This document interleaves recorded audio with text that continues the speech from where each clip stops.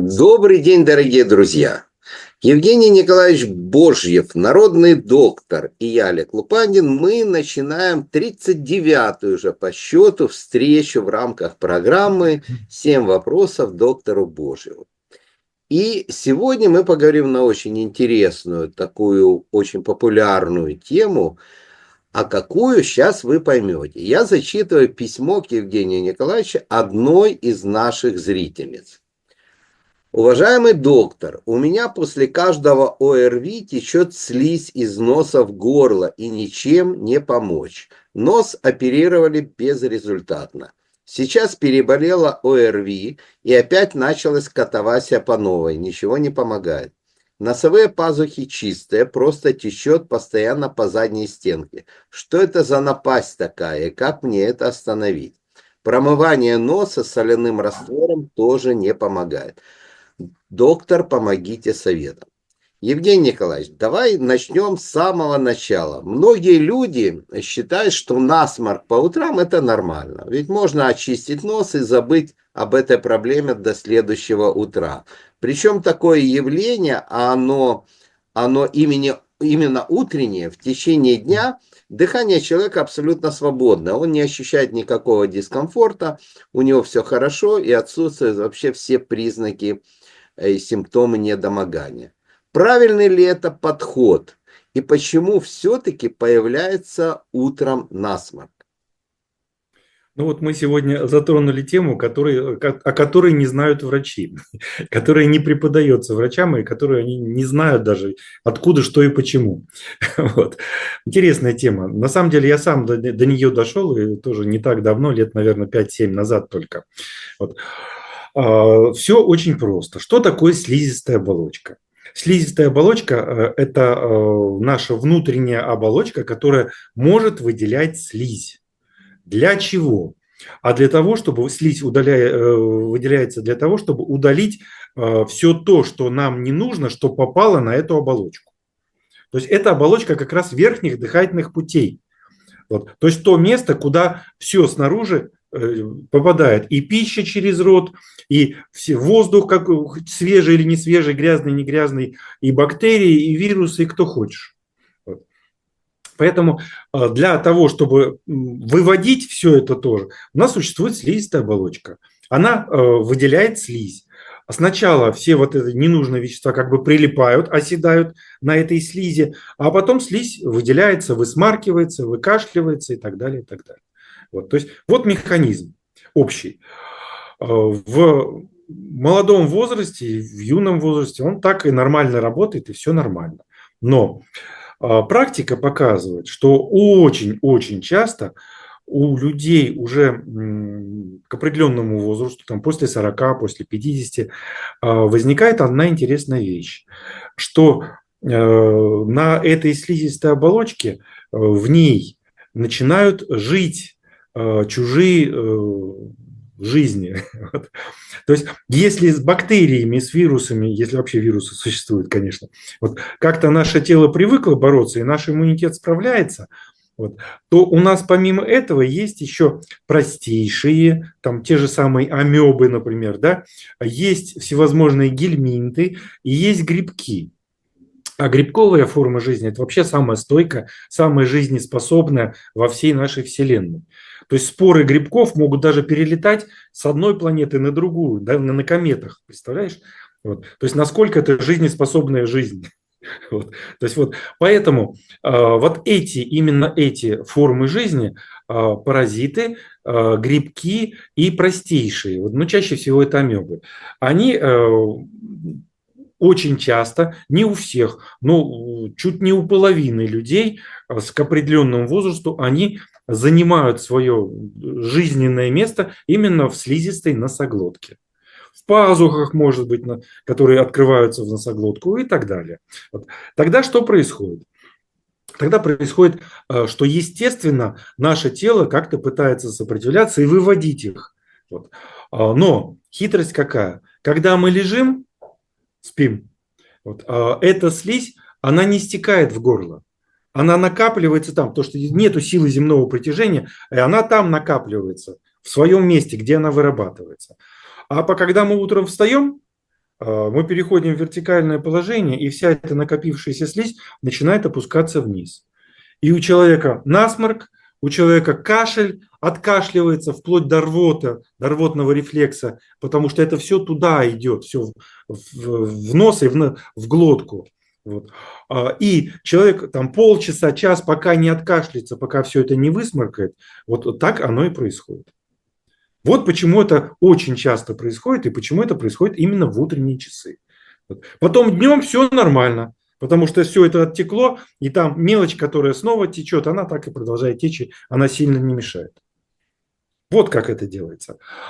Для того, чтобы избавиться от подобных вещей, я уже не помню, сам я изобрел или где-то прочитал, вот. Но существует такой раствор, я его назвал тройчатка. Из чего он состоит? Он всего по 10. 10 лавровых листиков, 10 черных горошков черного перца и 10 бутончиков гвоздики. Все это заливается 300 миллилитрами воды и 10 минут кипятится. Можно туда добавить еще пол чайной ложечки соды. Только не соли, а соды. Вот. 10 минут это все кипятится, потом остужается, процеживается. И вот этот вот коричневый раствор, он удивительной способностью обладает. Он всех вот этих вот перечисленных простейших грибков, паразитов, он их всех или изгоняет, или убивает. И если несколько раз в день, вот утром, например, встали, опять лег так, чтобы закапывать надо лежа, вот, чтобы туда там протекло все. То есть 1 миллилитр в одну ноздрю, 1 миллилитр в другую ноздрю. Вот так размазал и 30 секунд полежал, чтобы там все это дело растеклось, размазалось по всей слизистой. Потом встал и начинает все это дело отходить оттуда, высмаркиваться, откашливаться. Вот. И если несколько раз в день вот это вот делать, применять вот этот раствор, вот, реально от этих паразитов можно за несколько месяцев избавиться. Не быстро. Это достаточно длительный процесс, потому что они такие гады, что они не хотят оттуда уходить. Они там хорошо устроились, им там хорошо, комфортно, им есть что поесть, вот, и они там прекрасно себя чувствуют. Поэтому вот пока я знаю единственный способ, как от этого избавиться вот таким способом. Вот. Удивительный вот этот раствор, он у меня хранился просто при комнатной температуре, на столе стоял. Вот уже 3-й год он стоит, он не портится, он плесенью не покрывается, ничего с ним не случается. Представляешь себе? Почему? Потому что он как раз и создан для того, чтобы вот эту всю гадость убивать. Вот. То есть вот такая вещь. Хранится, я говорю, даже не в холодильнике не надо хранить, просто при комнатной температуре годами.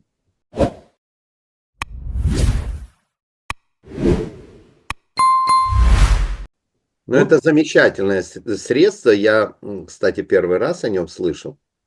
Вот, записывайте, наши уважаемые слушатели, пользуйтесь и дай Бог вам освобождения от этих ринитов и с помощью доктора Божьего. Евгений Николаевич, вот высмаркиваться, считается это неприличным, другие считают, что это раздражает носоглотку и так далее. Вообще, надо высмаркиваться или не надо? Нет, высмаркиваться надо, когда ты чувствуешь, что у тебя там накопилось, надо это все высмаркать, разумеется, да.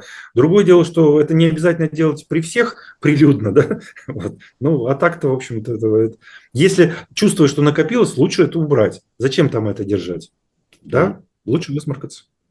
Если ринит не вылечить своевременно и не обращать на него внимания, может ли это привести к более серьезным последствиям? Это приведет к хроническому риниту, не более того. Вот. Но опять-таки на фоне этого воспаления может ускориться или увеличиться вероятность того, что туда подсядет кто-то чужой. Да, может быть такое. Часто при насморке возникает чихание и слезотечение. Почему так происходит? Откуда это берется? Потому что насморк – это отек вот этой самой слизистой. Естественно, что организм пытается как бы снять этот отек, то есть избавиться. Чихание – это раздражение вот этой слизистой. Вот. Поэтому мы чихнули, там что-то вылетело, стало полегче. Вот. А иногда чихает, чихает, чихает, чихает. Вот. То есть это все вот связано с отеком. А равно как слезотечение тоже. Ведь у нас есть слезная железа, вот здесь находится, которая выделяет слезу для того, чтобы глаз не сох, не высыхал. И, естественно, раз есть приток, значит, должен быть и отток. И вот здесь внизу есть канальчик, слезный канальчик называется, по которому идет отток слезы туда как раз в полость носа, в носоглотку. Вот. Если есть насморк, то это отек слизистой. И, естественно, этот отек, он перекрывает вот этот канальчик слезный. Вот. И тогда, естественно, слеза, раз она не выходит туда в носоглотку, значит, она начинает капать наружу из глаза. Вот механизм простой. Ну вот ты сказал про чихание. Вот бывает так, что на человека нападает постоянный чих. Вот через какой-то промежуток времени вот он чихает, чихает и так на протяжении дня, не переставая. Постоянное чихание – это тревожный симптом? Что-то нужно предпринять или пройдет? Я, честно говоря, не думаю, что это признак какого-то заболевания, какой-то серьезной проблемы. В жизни приходилось встречаться, ну, нередко с людьми, которых вот, если чих напал, так он вот может несколько минут подряд вот так чихать, да, а потом перестает. Я не знаю, откуда это берется, медицина это не говорит, и у меня своего опыта на эту тему тоже нет. Но я не думаю, что это что-то прям такое чрезвычайно опасное, с чем нужно сразу же бороться. Люди годами с этим живут, десятилетиями с этим живут и нормально себя чувствуют. Поэтому думаю, что не страшно. Часто, достаточно часто при рините, при слезотечении отсутствует температура. Мгм. Это хорошо или это плохо? Это Это так нормально. нормально. Это не хорошо, не плохо, это нормально. Это говорит о том, что организм с той инфекцией или с той проблемой, которая вызвала это воспаление слизистой оболочки, справляется достаточно легко. Потому что повышается температура тогда, когда идет сильная интоксикация. А сильная интоксикация из-за чего? Из-за того, что токсинов много. А токсины – это вот эти самые убитые бактерии. То есть, когда большая инфекция, организм их усиленно убивает, возникает интоксикация, и тогда повышается температура. А раз температуры нет, это говорит о том, что здесь, в общем, проблема небольшая, ну и слава богу, ничего плохого в этом нет. Нужно ли при рините использовать капли в нос, сосудосуживающие средства? Или же надо обходиться без этого? Практика показывает, что если человек часто болеет ринитами и, соответственно, каждый раз употребляет вот эти вот сосудосуживающие средства, то он потом как бы условно подсаживается на них, и тогда вот этот отек слизистый у него остается на постоянку. Если даже у него никакого воспаления нет, но он не закапал, то у него все равно будет отек, он вынужден будет закапывать. Вот. Или какое-то время, там недельки-две, если он не капает, то он вынужден ходить с постоянным насморком, потому что он хочет уйти от применения вот этих средств.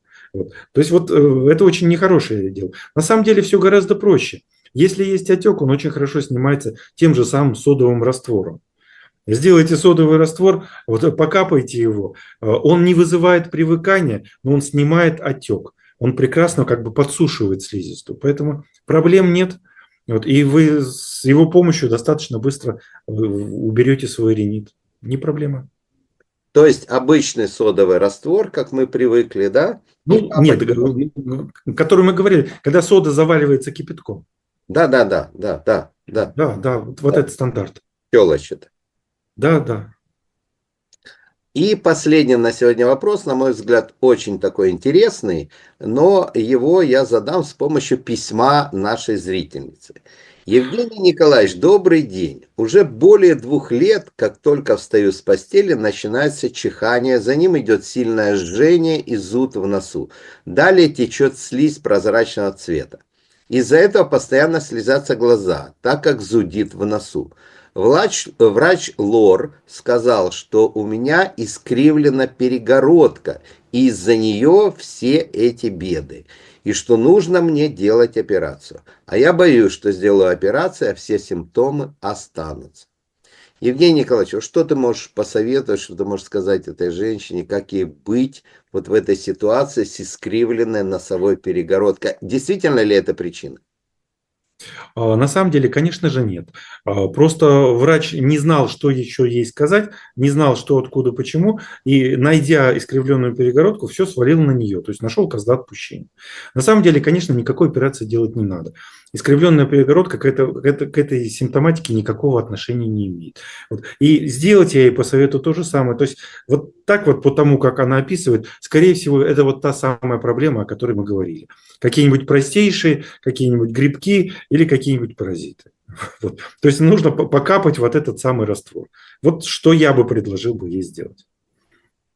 Без всяких операций. Дорогие друзья, я благодарю от вашего имени, от своего имени нашего уважаемого Евгения Николаевича за его помощь, за его готовность всем помочь. До следующих встреч. Мы будем рады видеть ваши вопросы, мы будем рады видеть ваши комментарии, лайки и новых подписчиков. Всего вам доброго, до свидания, всем здоровья. Всего доброго, друзья.